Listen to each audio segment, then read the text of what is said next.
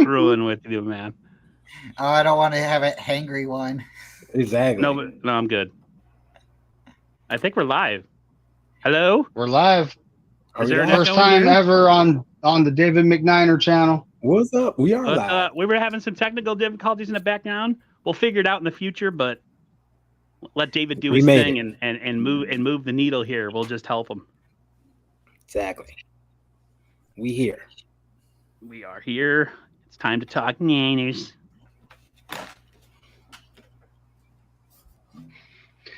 So what are you guys thinking right now? I mean, they got the pads on. Yeah. Pads on. Things are getting real. There was a fight today. They talked about it on KNBR. I was watching. I was listening to Murph and Mac, or whatever version they are right now, because of I think one of them. Maybe they are together. Maybe they're back. But essentially, they were saying training camp ain't training camp without a fight. So I literally go to my Twitter timeline about an hour later, and I see Breezy or somebody else talk about. And there we go, like first training camp fight, and it was Demetrius Flanagan Fowles bumping up on a running back, and the play ended a little too thumpy. I don't know if T. Martin or I forgot who was involved, but it was essentially one of those where it was Tay Martin and somebody else. Yeah, and then they're but that's awesome. It has to happen because you're sick of hitting your own guys. So exactly, training camp fight, as long as people aren't body slamming people and trying to injure them, you know what I mean? Like Trent Williams did in the NFC Championship game. As long as we're not doing that, we're good. Yeah, it's all good, man. Get the aggression out, get the adrenaline flowing. This is how you know it's getting real now. So did you guys hear about the big hit today? About what?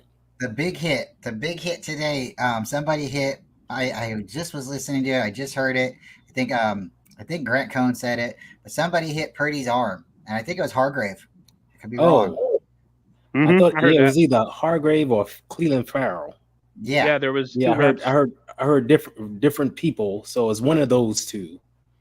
Yeah. No, he's got to be able to take contact. So I'm trying to screw with my. He hit the ball. It was Farrell. Yeah, there you go. It was Farrell. Yeah. Shout out Nathan Z. It wasn't a big hit or anything. He just like slapped the ball out as he was going forward or something. It's conflicting reports, but apparently he's fine. So. Brock is fine.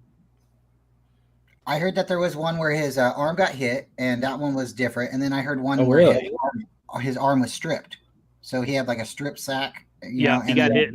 Yep, I saw that. So maybe it was. Maybe it was for those guys, but he got stripped today, so it happens.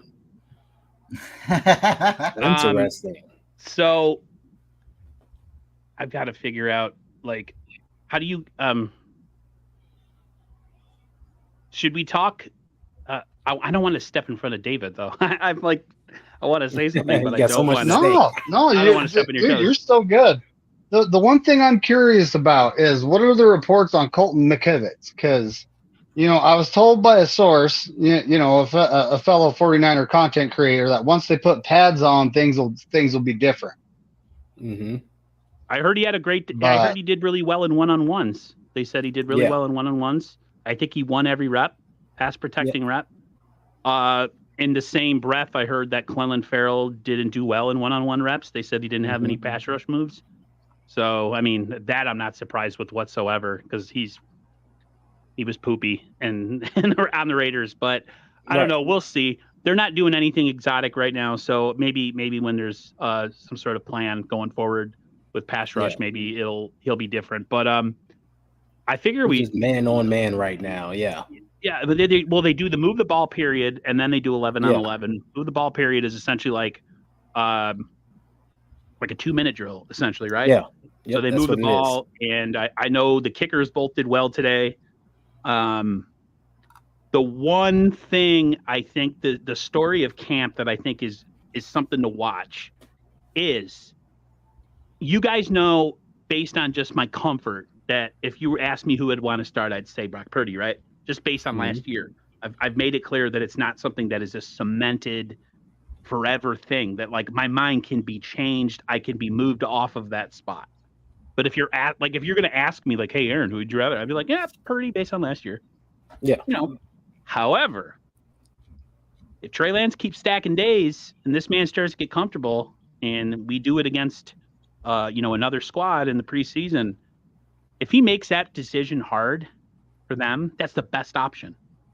Yeah. If they make that decision hard for the, if Purdy essentially wins out the job, but it's actually a competition, isn't that the best case scenario for us as fans to know that if something happens, that essentially he's ready to go? Like he needs all the reps he can get.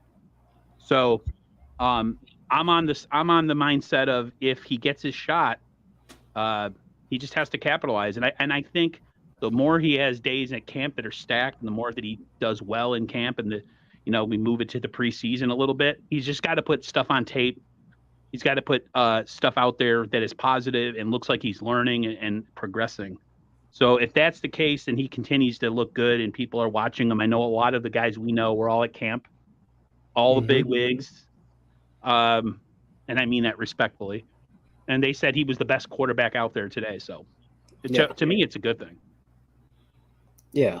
McKivitz, I heard, did very well. Yes, it's the kind of with old linemen, it's kind of the no news is good news thing. If they're not talking about you, that means you're doing well. Exactly. And no one has mentioned him at all. And like the only reason why he was mentioned is that people were asking today. Like, because we know when pads go on, they get to really thump, D-line versus O lineman. And he held up. Everyone's reporting he held up very well. He had very good reps. So that's good news. We just need that to keep going. Keep our quarterbacks upright.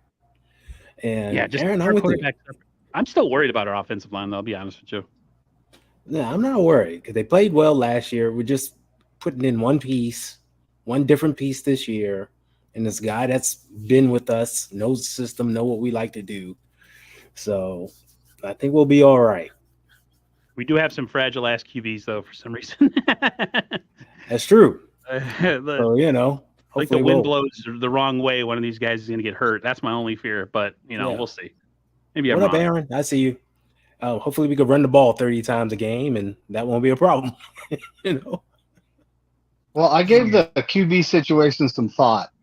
And after some thought, I'm not worried about who the starting QB is.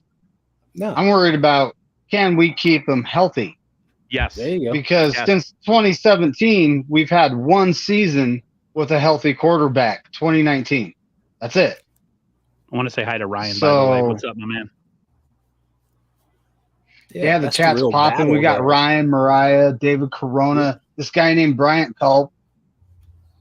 His wife, Tony. Yeah, there's some other person in here that think Tony Culp. I don't know. Tony's always allowed. She's always in these streets. I don't know does she know somebody that's she's good money. I think she we got Damian Lee to create an all-girl deal. Like, what's up with that? What does she think she is? No, I'm just playing. My favorite show. Mad Love for sure. Damian Lee, CarCast, and last but not, John J. Niners Ultimate Report, and Steve-O. Steve-O's in the building. What up, Steve-O Supremo. I got to buy myself a new earbuds here. But Brian, what you thinking of today's action and everything that's going on? Like we were, like he was talking about, Colton McKivitz. I'm so sorry, I'm Irish and I can't say an Irish name. Colton. Don't take my shamrock away, but I just can't say it. No, I think he's going to do better and better. It's only a couple days into training camp. Practice is getting heated up, and there's a good statement. I think John Lynch said it today. If anybody was listening, there's all kinds of Niners stuff going on. So I'm gonna take from one other person, and he said, like during the 2 days and stuff, they were like, oh, pads go on today. You walk away feeling sore. He said, that day is going to be hard work. It's not the same. It's not the same. They don't do 2 days anymore. But today's practice, they did go a little longer, what I understood. Yeah. And there's been other reports like the big guy we got from Mexico, Gutierrez. Gutierrez, yeah. Man, I keep forgetting his name. I think I forget his name because he's never on the field. But supposedly, they might be potentially putting him in for some preseason games this year. So that's something exciting to hear. But yeah, if McKivitz can come in and do what he needs to do, then yeah. And the way I understand it, it's still really solid running to the left side. We got Trent over there. So, I mean, again, if we can just kind of manage what we need to, I don't understand why we don't stack. And maybe they already do. Maybe you guys are more understanding of the formations than I am. But why don't we put like the fullback on the right side? Why don't we put, like another tight end on the right side? So if we don't need so much help from the left side because we got, the silverback over there, then why don't we give our line a little bit more help by shifting some more players over there? But again, I'm not the coach. It's just a thought, but I did do some research the other day, and I have been, slowly, and surely doing more and more Niner research history. And I got up to like 66 years of Niner quarterbacks. And within the 66 years, if I told you 42 years of those quarterbacks, we've needed multiple seasons of not just one player. We've needed more than one player at quarterback. I don't think that's a good stat. So that's telling us it's like 24 years. And again, it's only up to 2012. So I still got like 10 years to go. But from 1946 to 2012, we've only had 24 quarterbacks go one whole season. One whole season. There's 66 years right there. So, I mean, and now we're into 77 years of Niner football. So it seems to me that we need as many guys as possible. And I know everybody's talking about how the quarterbacks get broken down with the reps and stuff, but at this point, it almost seems like all four of them need to just be throwing all day. I don't know, but that's my thought. That's what they're trying to do. Well, if you look at the rep counts, they're trying to balance it out in some way to make sure they all get work because they know the importance of it. Well, didn't we? You got people on Twitter. Twitter's. Everybody knows social media has been up in arms for everything. There's literally team Brock and there's team Trey. I'm team Niners. I lean towards Brock just based off of last year, but like I keep saying, I could be tilted the other way based on scenario where he comes in and plays well, takes advantage of the reps that he's given, and maybe becomes a starter for a bit, and then we never look back, and then we have a really good backup, right? But you're right. With the injuries that we always seem to have, everyone's complaining about reps going to this person and that person, and why is Brandon Allen? Dude, give everybody reps. Yeah. This is like a revolving door of quarterbacks getting hurt all the time. So why not give everybody a full chance? Now, when we look at reps in training camp, we have to realize some people are going against the ones, some people are going against the twos, some people have the two, one receivers against the two defense or vice versa. Yep. So, there's always, like everybody says, you got to use context with everything that you see. Yeah. But I'm okay with guys getting split reps. Let's be honest. Listen, the season started tomorrow. And Brock Purdy was up and ready as far as like his getting ready and warming up to get ready for the season. He would essentially be the starter tomorrow, but it's not tomorrow. And who knows? Maybe Trey Lance makes that decision difficult. But at the end of the day, if we at least have two guys, maybe even three, who, if the Niners have a situation, then it's a positive. Now, if you ask anybody else, and you could probably ask someone like Brian Hensley, and he agrees with me, like when you have two, you have none. You have three, you have none. Yeah. Essentially, you get, every team that's worth a damn that is good has a top tier quarterback, and you're not going to win a Super Bowl, most of the time, other than a year here and a year there with guys that are kind of middle of the pack who, can't carry a team. So I'm okay with everybody getting reps. I'm okay because we know how this team unfortunately operates with all their injuries and stuff. So I'm cool with it. Yeah. At the end of the day, whoever's the best will emerge, and they will see it. If somebody says, "Oh, this guy should start," okay, really, it's your opinion. At the end of the day, we didn't pay for the rounds. We didn't pay for any of the capital. The Niners did, and the Niners are the ones who are driving this. So it's almost like you go and get a brand new car, and something just ain't quite right with it. Well, yeah, you suck. You feel really, like, man, this is wow, right? And then you have to go and change. I'm not saying that's what's happening with Trey Lance, but at the end of the day, you already paid for it. Whether or not you sit it in your garage and let it sit there until you can fix it, or you just drive it until the wheels fall off. We've already paid for it. So I mean, Yeah. capital, yeah. I mean, but you gotta take a risk to get into the dance too, right? You can't just sit on the sidelines and be like, oh man, I want to dance and hope somebody comes up. We took a Right. risk, and at this point, we really can't say what the outcome is because players get hurt. Again, 42 players, 42 quarterbacks, and QBs, yeah. 42 quarterbacks. It's 42 seasons the Niners have had. In 66 years, we've had multiple quarterbacks under center. Yeah. It's going to happen.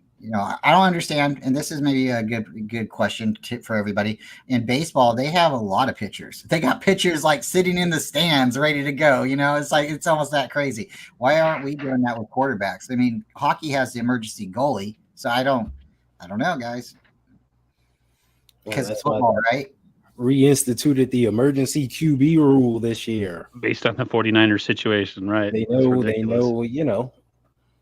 know it's a premium. It's the way teams are constructed. They don't think of like one quarterback going down one year for the full year, let alone two, let alone three. So sorry, Ty. Steve brings up a good point. No, Kyle wasn't coaching the team for 66 years, but over the history of the 49ers, we're about 77 years, but the 66 years of history that I found for the quarterbacks shows it shows a pattern. Yeah. Our quarterbacks get hurt. Now, is it because they did something silly, or is it because the O-line happened? Was there an injury somewhere and somebody missed their block? That you got to go in and dig deep, but that's not what we're saying. In 42 years, we've had 42 multiple starting quarterbacks. And you look at this. I got Alex on today, right? Yeah. He is one of those 24 quarterbacks that actually went the whole 16-game season. So yes, he is. Wait a minute. Another fun fact about Alex Smith, he is also one of the quarterbacks that was involved in a 4-quarterback season. Mm-hmm. There was one year where we had to use 4 quarterbacks during the regular season. Yeah. Not playoffs. We literally signed someone off the street just to complete game 16 that year. I can't remember. It's like 2007 or 8, but look it up. We used 4. So last year was not a fluke. It has happened before. Actually, I have it right now. I got to just pull it up. But yes, we did use 4. And I think we've used 4 quarterbacks 4 times. So for this never to have happened prior to 2012, it's happened. It's happened a couple times. Yeah. Brian, if you could find that year, Turdome's asking what year that was too. Can you where is it here? Where is it? Can you click on John V's comment?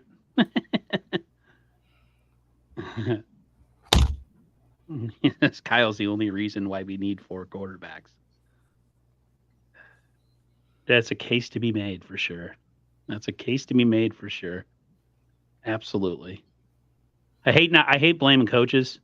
I hate blaming anybody for situations such as that. But, and I know a lot of people get on Kyle for his arrogance and his ego and how he kind of just does what he wants and he kind of spreads false information and misinformation and confusion and it makes a lot of divisiveness happen. Part of that is on purpose because the media doesn't need to know everything. It's none of our damn business.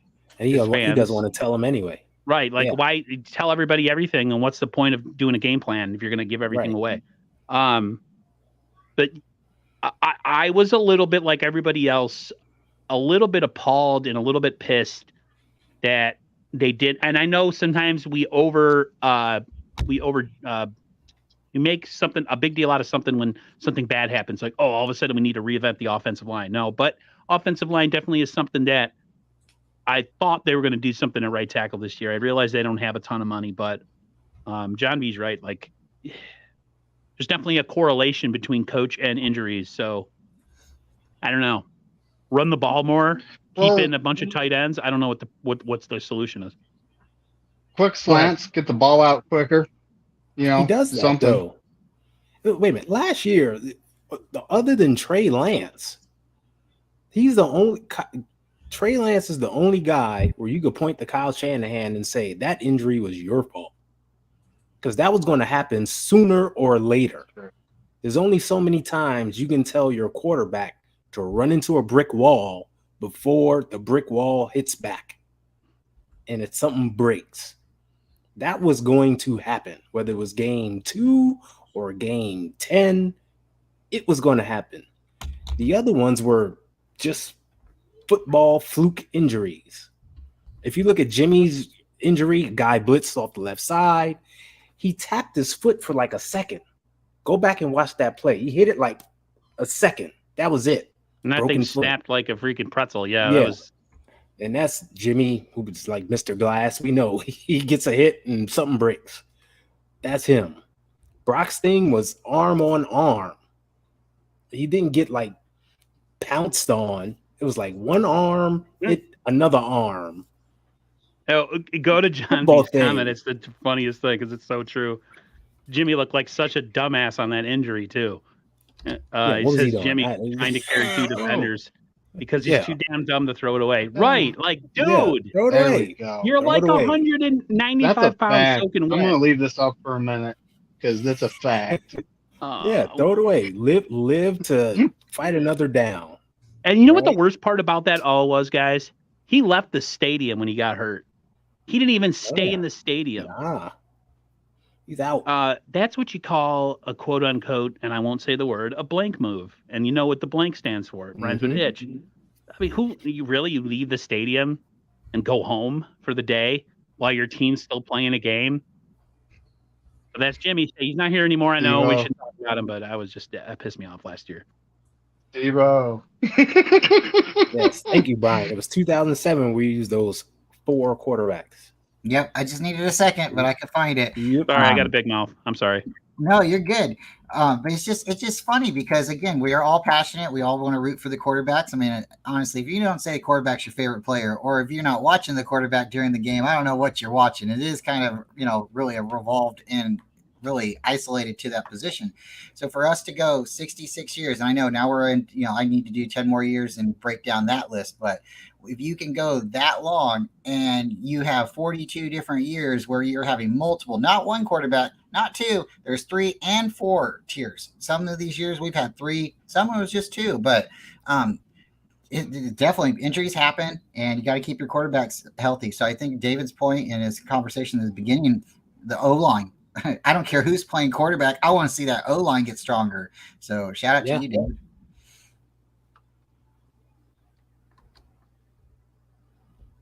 Jimmy being Jimmy, you know it. Yeah. Jimmy doing Jimmy things. I got a question with that. The play where not Brock Purdy, but Trey Lance got hurt. I have heard multiple accounts, like different things that's happened. I heard it was an audible. Kyle said, to stand in the pocket and throw the ball. And I heard that it was Trey's choice to run out of the pocket. Is that true with you guys, or have you guys heard something different? I've never heard anything on that play. I've never heard anything on that play. I've just watched it, and that was a straight up QB power run. Okay. Like, caught the snap, tucked it, ran straight ahead. The same thing he did, I believe it was 5 times prior to that. Like, that was the heavy game plan. Run, Tim Tebow. You're going to just run in there, son. So I've heard like exactly what you guys are saying. It's just he just took off and ran, and I've seen the play too a couple times. But I do, and I'm not going to argue or anything like that. But I do kind of remember Kyle saying something. I don't know who asked it, but it was a press conference. So I'm going to go look hard for that. But I believe he said that it was an option, and Trey decided to run. So again, if it's an option, you're giving the quarterback his decision. So he made the decision that he thought his gut instinct was, but. Again, when you're running up the middle and people are falling on you like that, I don't know. That's the whole thing. Like, okay, everyone knows the team's number one importance is to do what? Protect the quarterback. So how smart is it that you're running your quarterback straight into the teeth of the defense multiple times again? We're talking double digits times a game. And you just came off of a game where you did it double digits. And now you're in the second game and you're like, let's do it again. That's why I say it was only a matter of time before he broke. something had to give. Oh, sorry. Yeah, go ahead. There was talk, and it comes from people that cover the 49ers, but you also got to take everything you hear with a grain of salt, that when the Niners got a hold of Trey, when they first got him into camp the year he was drafted, they realized that he wasn't as fast as they thought he was as far as like on the field, especially when it comes to running outside. Like his ability to get to the corner in college compared to what he's able to do in the pros, he's not Justin Fields. He's not Josh Allen. He doesn't have that speed. And so if you draft somebody with the premise that you're going to move him around and run him a little bit, and take advantage of his athleticism, and then you get him and you realize that maybe that athleticism and speed isn't what you thought, now you're essentially pretty much making him a pocket passer who can move. And I think you see that when he runs. I'm not bashing on Trey. Please do not take this the wrong way, anybody in the chat. But he doesn't look the most confident runner, and he doesn't look sure of himself. Like when you see Josh Allen run, when you see some of these quarterbacks who can move run, they have a plan. They know where they're going. They try to avoid contact. They seem to have an angle. I'd rather him not run unless I don't know. He just doesn't seem comfortable. Maybe he's trying to be too perfect in the pocket, and essentially like he's in between it in his mind mentally. But that was kind of the talk coming out of colleges. He wasn't as athletic as they thought when they got him in person than when we saw him with all that, college tape when he was at, was it North Dakota State? So yeah, that's something I've seen personally watching games. I just don't think like Kaepernick, when Kaepernick took an angle, he was out. He's gone. Yeah. Say what you want about him and how he regressed as a passer. Talk about him as a runner. Yeah. As a runner, dude was elite. Yep. Straight up. Hey, Dion, I saw your comment. Just let me know, man. I'm there. But here's the thing about him running. And this is always the thing about from college to the pros. At North Dakota State, yeah, he's 6'5", 2 whatever pounds, running his 4.5, and he's faster than mostly everybody he's playing against. Right? And that happens in college. Right? Reggie Bush running his 4.3. He's faster than most of everybody he's playing. But when you get to the pros, and it's the elites of the elite, that's that elite guy who played at Ohio State. There's the elite guy who played at Alabama, Florida, wherever. And, he runs a 4.4 and he runs a 4.3. It's a whole different ball game. So in college, you jumped 2 levels.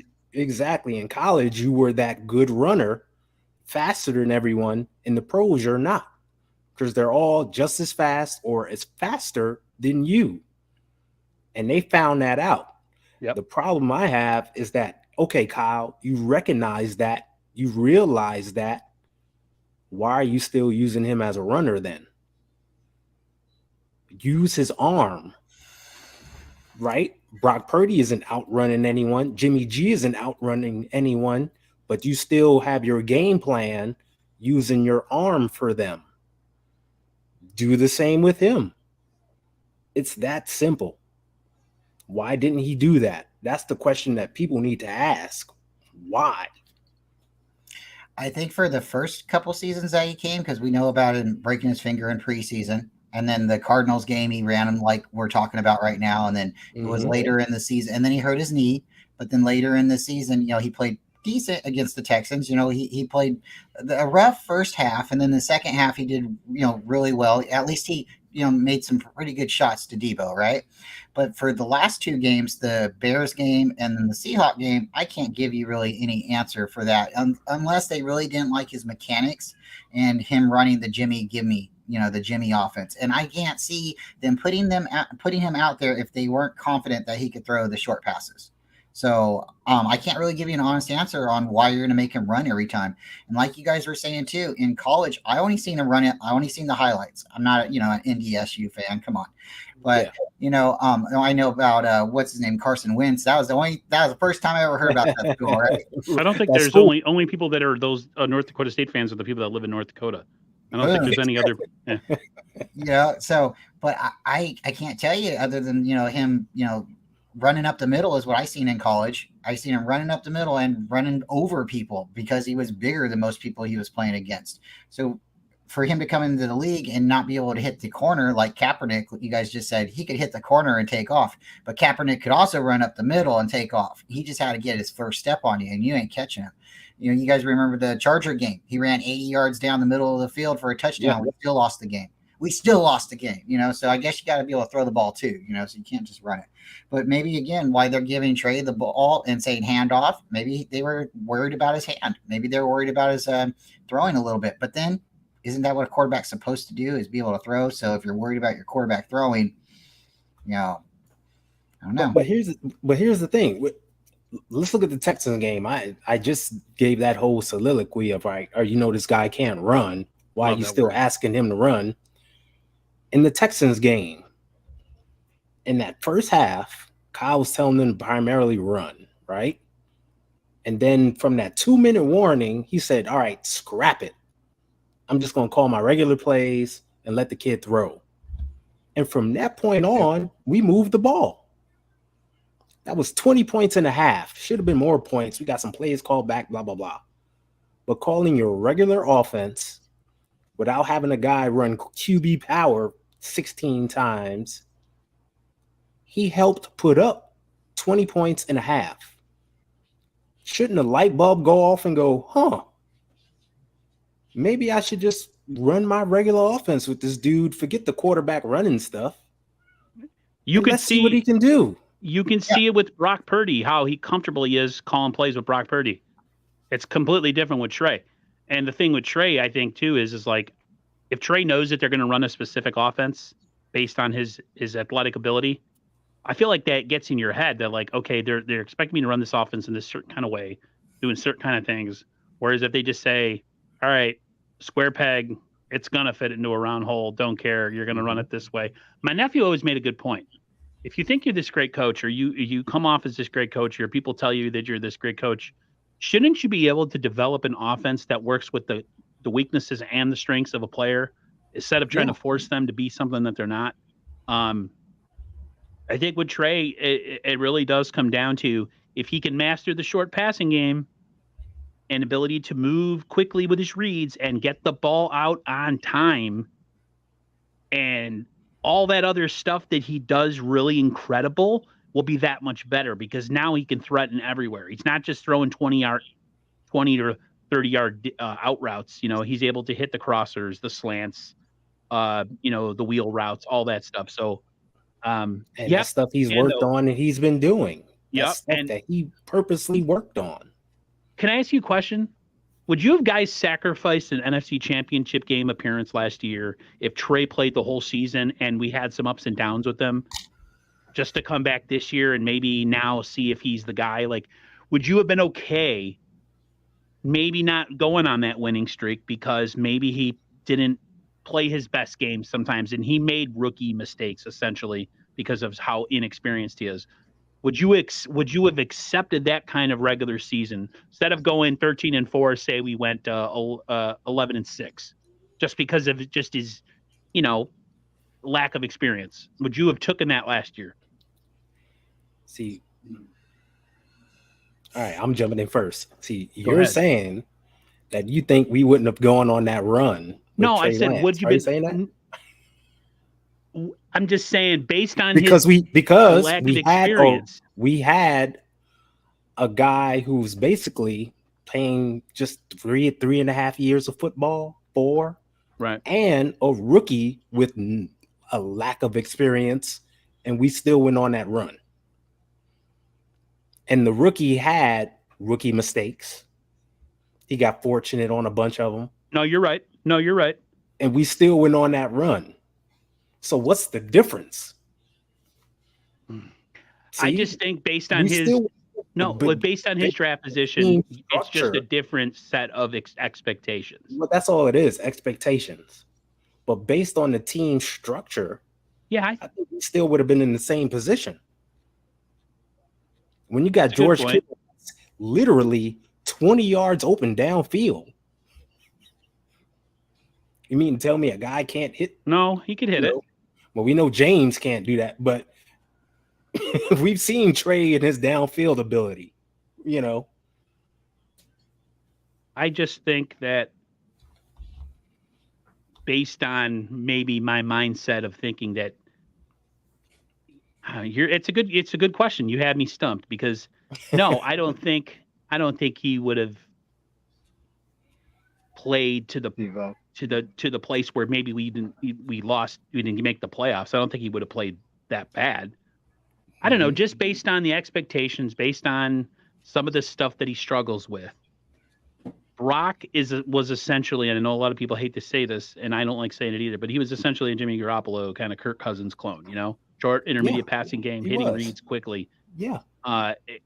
Brock, that's where Brock's deficiency are in his game, where he has the inability to hit his back foot, he holds onto the ball a little bit, but also he can hit the big throws. So it's like, I think I'm basing it just off that. Like based on just that, like what we saw kind of early in the season, the game and a half before he got hurt. But I made the point on Twitter, if you have him surrounded by all the same players that Brock had around him, would he have a similar outcome last year? I think he would have caught on and got a groove. I think he might have started a little slower than Brock, personally. It's not a knock on him. It doesn't mean he sucks or he's not a good player. I just think one guy had 4 years of college experience and one guy had essentially 16 games and then was on and off the last couple of years playing. So that to me would probably have been the only knock I would have had on him is just lack of experience. But I don't know. We don't know. It's never, we can't go back in time. So, well, you're talking about a groove, right? Mm-hmm. You got to think the whole team caught a groove. Mm-hmm. And the whole team went on like this trajectory where they all just agree. Caught in a groove, and Brock got dropped in on that groove, so he didn't have to go through the growing pains. He was able to ride the wave. And when you think about it from a production standpoint, and I know Terradome's going to probably rip my head off because he's saying Brock scored 33 points. Brock actually scored 12 points. Production, what did you account for? Around 230 yards passing, 12 points. That was his production for the offense. So where did the other 200 plus yards of offense and 20 points come from? The team around him, right? So we saw James do that same thing. Brock did it. Who's to say Trey couldn't be like, all right, I can get you 230 yards and 2 TDs to some wide open guys. I want to give Brock his flowers, though. I don't want to completely say that. No, I'm not taking it away from him, saying that it's an interchangeable thing that you could put. Right. He came in and he played very well. We saw him push the ball downfield. He opened things up. He did a good job. But I understand what you're saying, 100%. But I'm saying, just from a production standpoint, we got to be realistic. We can't say he went out there and threw for 400 yards and 4 touchdowns every game. That wasn't his role. That's not what he did. So, from just a production standpoint, could someone else have done that? Could Trey have found that groove along with the entire team and continue to ride that wave toward the end of the season? Like we know this team always does every year. We come out the gate shooting ourselves in the foot. It's crap. Then at some point, they get mad at themselves and say, this can't happen. And then here we go on the win streak. I like what John V says here. He said Purdy did exactly what Kyle asked him to do. He did. I think Brock did the same thing. I think there was just plays that happened that weren't successful. And after a certain Purdy and Brock are the same person. You can't.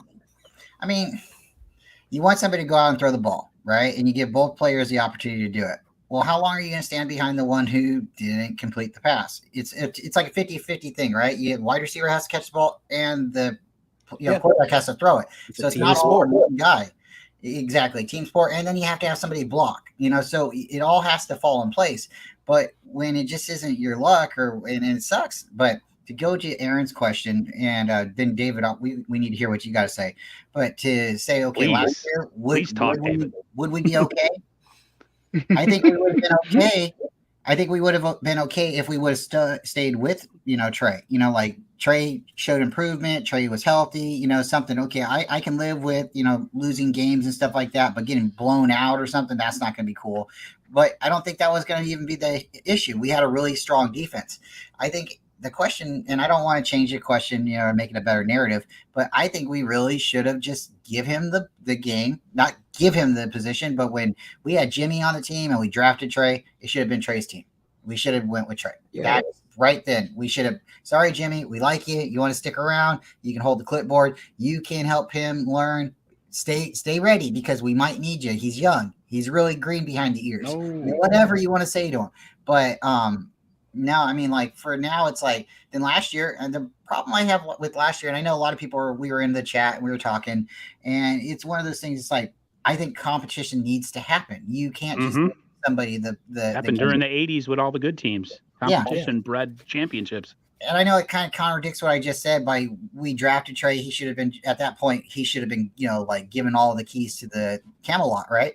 But that was a different situation. Now we've moved a little bit, and now we've had to go back and forth because we still can't figure out if Trey's our guy. If we drafted Trey, we should have started with Trey and at least went through the season or a good portion of the season before we said, okay, we lost too many games, guys. I don't know if he's going to improve. We need to go in a different direction. But the team didn't do that. The team did that the next year, and then he got hurt. And that's where I have the problem is you give him the job the next year when you should have done it the first year. The next year, it's like you give him the job because you were mad at Jimmy. And I think that's my biggest gripe is like Jimmy's gotten us this far, but he doesn't get us to the, if we would have won the Super Bowl, would anybody been like, oh, time to move off of Jimmy?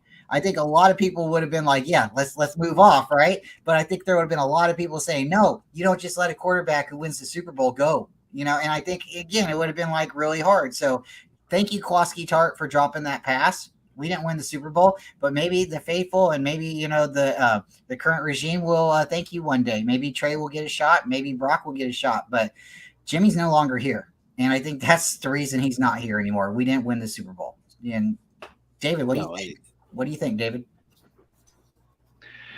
Well, when it comes down to it, Jimmy got hurt way too much. And, 2019, that was his only healthy season with us. And then beyond that, he got hurt in 2020, and then he turned into jittery G. He wasn't comfortable in the pocket, was progressing through his reads too fast, and that's Brock. When he came in the game, he was poised, confident. He was, progressing through his reads in a timely manner, but not too fast. And, he was moving the ball. But truth be told, the difference maker on the season was CMC. Oh yeah, he came in, and the average with James at quarterback went up 5 points just from acquiring CMC. So and then we get a guy that has poise and confidence in the pocket, which is Purdy, and all of a sudden we're putting up 33.5 points a game. And this is the best offensive showing I've ever seen out of Kyle, with us so far. That's true. He's an offensive coach with the best defensive team in the league. So, you got to do something with it. I like Terradome's point in the comments. He says his mechanics were crap. That's why Kyle couldn't trust him with the high percentage throws. Evidence again, he just fixed them 5 months ago. I mean, that was the talk. And he's been working on his mechanics ever since he got drafted. Yeah. Like, this is nothing new. This is not a new story. I hate everybody talking about, Trey's working on his mechanics. Since he was drafted, he's been working on his mechanics. They knew about it working before with different guys. That's exactly. The thing. If you draft a player and you know that he's got all these flaws in his game, then why'd you draft him? If you draft a player, but then, because here's the issue, and somebody spoke on this last year. He said, it was Raj. He said that, you ask players around the facility or at the Pro Bowl who they would rather have as quarterback, and a lot of them said Brock, just because it's just they love Trey and they love that he's trying to make development and stuff, but just the way that things ended last year, that was a guy that they wanted to go with. So you have a group of guys on this team that essentially are in the coach's ear, kind of giving them the kind of like what direction they want to move this thing. And I think that's part of it. I think that you have a group of players like George Kittle, for instance, who have certain preferences, and they're going to go with the preference of a quarterback that essentially they think can help them win right now. The problem that I have with the Niners is if you had this guy that you needed to develop, but you also want to win right now, why did you draft him? Because if he has all these flaws in his game and all these deficiencies that he needs to work on, he's going to take a little bit off of the team that you currently have. He's going to affect it slightly in a negative way just because he needs to grow into the position. So, again, why'd you draft him? Why did you drive up or get all the way up to the top of the draft to draft a guy that essentially had all these flaws, and then say, well, to me that the draft pick never made sense if they continued, like you said, to go with Jimmy. So I don't know. Hold on. We're saying they're flaws, though. Maybe they saw something and said, we can work with that. They're not that bad. We can correct those little things. Well, the whole thing is we don't have the coaching staff to actually do that. Trey had to go to Patrick Mahomes, James Richard Garoppolo's QB coach Christensen, to learn how to actually correct his mechanics and, fix his problems. And it's like, honestly, I look at it like, why did we trade up and draft the kid? Because I don't think Kyle's actually capable of developing a quarterback. I don't think he is either. No, I think that's he's never proven it. Yeah, the one quarterback that he actually won with was developed. Yeah, that's Matt Ryan. And he also likes certain types of guys. Personality types. An alpha male that comes in and tells him how to run his deal. You don't want that. He wants a shy, impressionable, moldable robot that essentially runs his offense the way he wants it run. And if he gets any pushback, he doesn't like that. I love Kyle Shanahan to death. There's not many coaches other than maybe Andy Reid that I would like to see coach this team. But my biggest gripe with Kyle is he's got a massive ego. And his ego definitely has gotten in the way of some things. One day, if he ever can drop that ego down to, say, like an 80 instead of having it at 100, you still have it, but maybe drop it 20%. Maybe we actually win a Super Bowl and a quarterback maybe comes to this franchise in his later years. Yeah. We had a chance to have Tom Brady come here. And they said, nah, we're good. We're going to stick with Jimmy. Look how that turned out. You know what I mean? They believed in him. Well, we've had multiple times to go after Tom Brady, and we didn't pull the trigger. It was going to be Tom Brady or James Garoppolo. And after the first time, it was over. Yeah, because I think the first conversation was, I think the first time that 28-3 comment was made. And then everything after that, before he went to Tampa Bay, I think there was another push. And then I think after that, when there was the rumors of him retiring, there was still like an opportunity. But I think a lot of the media was just speculating that. I think after he said something to Kyle about the 28-3 thing, I think that really, he's like, I got this many rings, dude. Remember, I beat you in that one Super Bowl, 28-3. And I think that was like, bye. Oh, I hate that so much. So Kyle's got to learn to freaking put his big boy underpants on. Mr. McNiner, what do you think the deal was with Justin Fields? Do you think he was our pick, or do you think they backed out? Do you think they backed out of it because of the medical history, the news that happened to come out right before the draft? Him having the seizures. I think you talking epilepsy? Wasn't that his medical issue? And I honestly think that did affect it because, we have James Richard Garoppolo who can't stay on the field, and they're trying to get a guy that they know for a fact is going to be healthy. And, at this point, Trey's had a broke finger and dealt with that for a season. And, I do blame the QB run up the middle on Kyle while you calling an RPO, let the kid throw the ball around, when it comes to the Texans game that Ty brought up, you brought up an excellent point.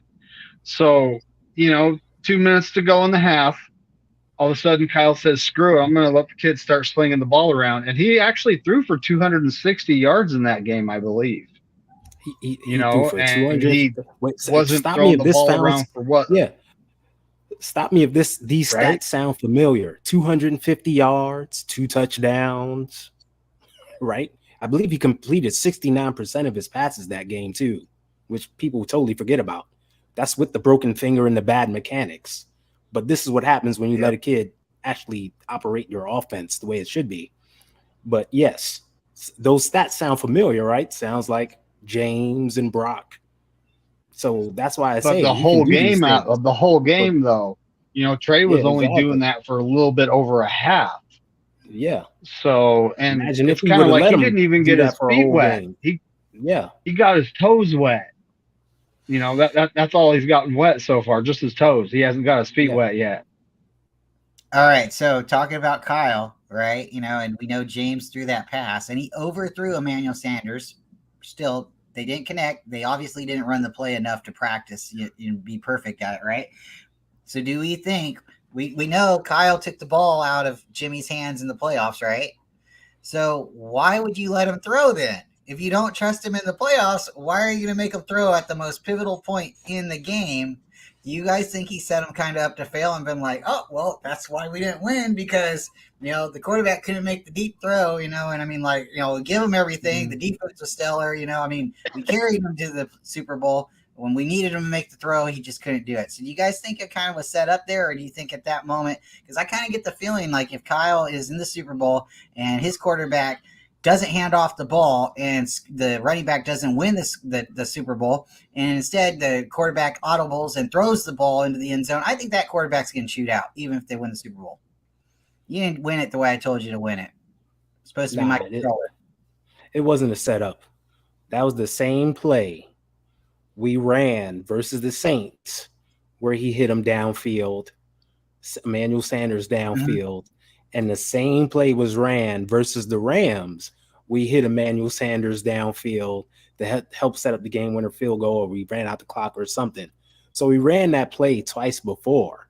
It was out of different formations, but as we know, Kyle will run one play out of 5 different formations. It's the same play. So based on the history, he knows, all right, Jimmy can make this throw. So I'm calling it. He did, but in that one time, Jimmy didn't execute it. It just seems a little weird, doesn't it? Like he got to a point where they're that close, but his quarterback didn't get it done. It wasn't his fault. It wasn't his place, right? It was his quarterback didn't get it done. Yeah. I know everybody has their take about Jimmy, and his press conferences and going up there and not taking the stand and saying, "Oh, I won," or "I lost," or taking blame for it. But I kind of liked how he did go up there and he always talked, "We won." It wasn't, "Oh yeah, I won the game." It was always, "We won." And then the same mentality, we lost. We need to do better. What do you want him to do? Go out there and be like, "I'm the worst player out there and I got to do better." Then your players start looking at you like, "Dude, man, it's not all on you, man. We all play the game too. Like, give us a little blame." I think players respect that though. When you take credit for your mistakes and as a quarterback, even if you know that you played a semi-decent game, nothing's ever perfect. If you go up there and always push it as a team loss when the defense played their ass off for most of the game, I'm not just talking about the Super Bowl. I'm just talking about any game in general. Yeah. If I was a professional quarterback, I would always bash my own game and be extremely critical of myself. Mm-hmm. But that's also a personality thing. Yeah. Some people are very, very, what's the word I'm looking for? They're hard on themselves, they're difficult on themselves. They're self-critical. Yeah. There's arrogance, and then there's people that are very what's the word? Overconfident? No, just with their own. No, they take responsibility for their accountability. Yeah, there's a sense of accountability that I'd like to see. And Trey had that. I think Trey played. I think it was in the beginning of the season where he kind of was like, that's on me. I got to be better. And I automatically I was Team Trey after that because it's like I like to see that he knows that he's got to work on things. And I get that, but I think too, like Jimmy not going out there and telling everybody, oh, it was this guy who lost the game for us. We as a team lost, or we as a team won. I think the team was like, hey, this guy's not going to run us over with the bus. And, you know, he was just too happy all the time. And I think that's another crack on them, because like last year during the championship game, when he was standing on the sideline smiling, he was standing next to some other quarterback we know too, but we don't know what they were saying, right? So if I was a teammate of his, I would have punched him in the face. I mean, if I was any teammate on that sidelines and seen either one of them smiling, I would have walked up to both of them and said, "Why are you guys smiling? We're getting our ass kicked." You know, like this isn't smiling time. You know, but both of them were sitting there smiling. But we seem to have fans that just want to target one guy, and then others will target the other one. And it's like, no, you got to look at the picture. Maybe one of them walked up and said a joke. For whatever reason, it's not joking time right now. No, it's because of the history. We've seen James do that multiple times. We've seen him throw a pick and do the he'll walk off the field and be smiling. Oh man! So that's because we're tired of that.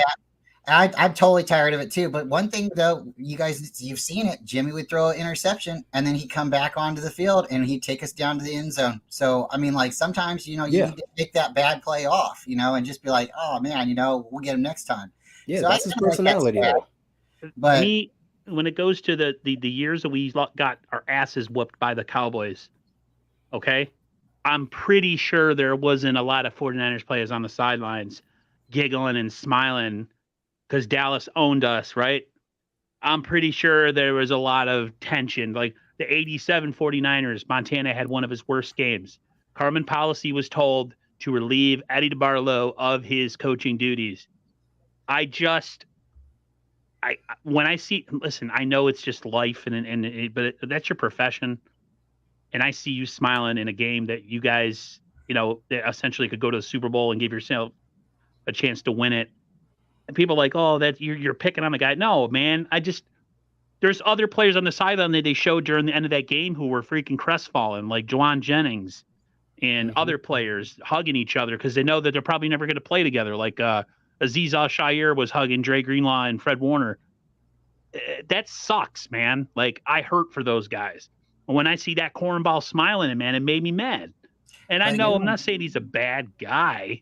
I'm not saying he's a bad dude. It's just, dude, time and place, man. Know the crowd. Like, if you're a comedian or something, you got to know your audience, right?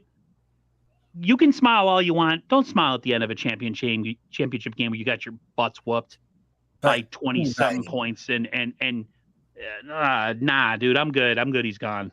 Nobody should have been smiling there, though. Like, I'm not even giving Trey. I don't care what you. I don't want to see any smiles. There should have been. That was horrible. It's the same thing what they did with Sam Darnold and I See Ghost. You guys put the camera on them at the wrong moment, and now everybody sees that they were laughing during the championship game. I wonder who they got their jersey given to or whatnot. You know what I mean? Like, that's as bad as it is. That's the stuff that gets on me. So David, the jersey giveaway at the end of championship games where you lost and now you're not going to the Super Bowl. Why are you doing that? Do it in the locker room. Do it in the hallway of the tunnel. Right? Buy the guy a Coke, in the hallway. All of us are stressing out and mad because now we got to go on YouTube and be pissed off, and Eagles fans are going to come at us. And these players are just like, Somebody made a good point. They still cash their checks on Monday regardless, so you got to remember that. No matter what. I'm actually not a fan of the jersey swap. No, I'm not a fan of it. It's kind of like I am in hockey, you guys are battling against each other. And I look at it the same way you do. You guys want to do this in the tunnel, like behind scenes, go for it. Put a picture up on Instagram or something. Just don't do it on national television right after the game when, you have 100,000 pissed off fans watching the game. That's just not the right time to do that, guys. Yeah, like I'm working on all my resolve not to shatter a TV in my house or punch a hole in the wall. And then you're going to sit there and trade off jerseys and high five and take pictures with each other. I know it's a respect thing. I see the comments, but come on now. Again, go to the Niners and Cowboys weren't doing that in the 90s when they were kicking our behinds and then we finally beat them. Nah. Go to that tunnel, you can call it the kissing tunnel, whatever, where it's nice and dark at, and then get naked over there or whatever, but I don't want that sweaty jersey. Exactly. Yeah, Bebop, I don't want a sweaty jersey either. David, what else you got for us? What else did you do at training camp today? Well, I heard some people saying things about Trey missing. He missed this guy wide open. My first thought is, okay, watch an NFL football game with Mahomes, and you'll see him miss guys too. No one's perfect. We're just talking about practice, guys, not a game. Shout out Allen Iverson. Mm-hmm. Yep. Practice. He actually, from what I heard, had a Right. good practice today. He had 2 incompletions, and one of them was a miscommunication. He was the best quarterback on the field. Brock started slow again, but Brock had 8 completions in a row. Yeah. So, I mean, we got guys. There's still a lot of time before the season starts. Rome wasn't built in a day, so I'm not really. What is this? That's I just true. want Day health. 5? I just want to be healthy when the season starts. Exactly. Tony was mentioning that before in the chat about people dropping like flies. All I care about is that we have the best guys on Sunday against the Steelers, opening week, healthy, ready to go. I don't care if Nick Bosa gets 2 snaps in practice all preseason or training camp. I want Nick Bosa. He's a Ferrari. Okay? You don't need to take him for a test drive. You know what he can do. Use him when he's needed. So I'm not even sweating that whole situation. We got to come out fast this year. We get actually that bye haven't. so We can haven't get a even rest. talked about that. What? Nick Nick Bosa? Bosa's contract. We haven't even talked about it. Not much. get into it. The reason I'm kind of grinning is because I don't think it's a big deal either. It's not. It's not. We know he's working out right now, right? We know he's going to come in and be ready. And this is the thing about Nick Bosa. If you remember, he never plays during the preseason anyway. Yeah. Well, He's just there with the team, working out, doing stuff. Well, the Bosas do that on their own anyway. Yep. So when he comes in, we know he's going to be ready to roll regardless. Kyle says he addresses the team every Saturday, that he's a team leader. I never knew that. That's freaking. Yeah. He started giving the Saturdays the speeches last season. Kyle told him to do it, and he kept it going throughout the whole season. He's one of my favorite players. I love the guy. He's a guy you don't have to worry about, right? Nope. He's like Trent Williams on the other side of the line. Exactly. You know he's coming in prepared. You don't have to worry about him. We know that about Brandon Ayuk now. The right? Ayuk show. You don't have to worry about him. He's going to come in looking like wide receiver 1, prepared. So yeah, the contract will get done and he'll come in and we'll be like, great, go get him. I'm definitely looking forward to the practice with Jimmy. But at the same time, man, I just want to get this preseason over with, be healthy for the start of the season. Hopefully we get clearance on our quarterback situation and we'll be good to go. Man, I'm just I don't know. I'm cool. I'm cool though. I have too many worries right now. We should just be worrying about health because we know how our history is.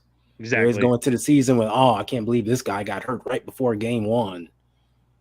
Let's just go in with all 22 guys healthy on offense and defense and be ready to roll.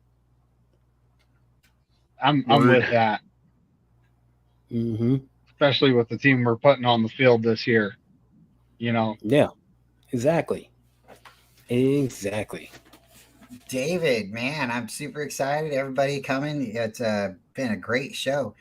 For your first episode, man, I mean, Ty and Aaron and me, I mean, dude, I am very thankful to be here. Yeah, man. Super cool. Way to go, David. What's your last thoughts, David? What else you got on the docket? Anything else that we want to touch on before? No, I think we pretty much touched on everything. And Shocker, you know, I just popped my live stream cherry and the cherry on my channel here. So yeah, you know, wouldn't rather do it with anybody else but these guys. So, you know. We're gonna help David get the technology part of this down because it's I'm a nerd and I have no time for my I have no wife or girlfriend or nothing, so I can spend time doing nerd all the time. So everybody else has a life and stuff to do, but when you're a nerd with no woman, you can figure out everything. So we're gonna get it. Gonna get that. We got that overlay. We got an intro. We got a thumbnail. Man, we got it all. We're legit. Yeah. We're Tony down there with the cherries. You behave, girl. You behave. yeah. Settle down there. This is a PG chat here. Don't go NC-17 on us. Well, David, thank you for having us. And everybody, check us out again next Monday. I think we're going to be on this guy's channel over here, Ty's. I got to get my lefts and rights right. You know, I'm all thumbs. You guys know that. So, So I can't do it. Where is he? Over here? Oh my God! I always look at the background, and it gives me an idea. Like pointing at my door right there. I always look at the background, and it tells me what way to point before I do it. Smart. Right. Look at you, Bryant. Look at that. I learned something new. So again, everybody, thank you for coming. We will be all promoting the shows throughout, the time that we're streaming together. And, I'm sure even if we're not streaming, we'll help each other promote because all of these guys are friends. We're all friends here, but keep looking for the notifications on YouTube or on Twitter, Facebook. We'll get them out there, and you'll know when we're going live, and you'll know whose channel it is. And again, check out Ty next week on Faithful 101. And actually, I rebranded. Oh, what? It's now the Stay Faithful channel. That's right. I'm announcing it here first. That's right. Now, I called it and put it in the description of this channel. I was looking for them on my subscriptions, going, where is it? And then I saw the Stay Faithful. Yeah, it's kind of my mantra. I say it at the end of every show, so I'm running with it. Just stay faithful. That's what we should all do. Through the highs and lows, through the controversy, through people on the outside talking about us, trying to make us crazy. Just stay faithful. Exactly. 100%. Thanks, guys. David, bye, everybody. Everybody. Appreciate you guys coming. Toodles. Go Niners and F the Lambs. Yeah. Exactly.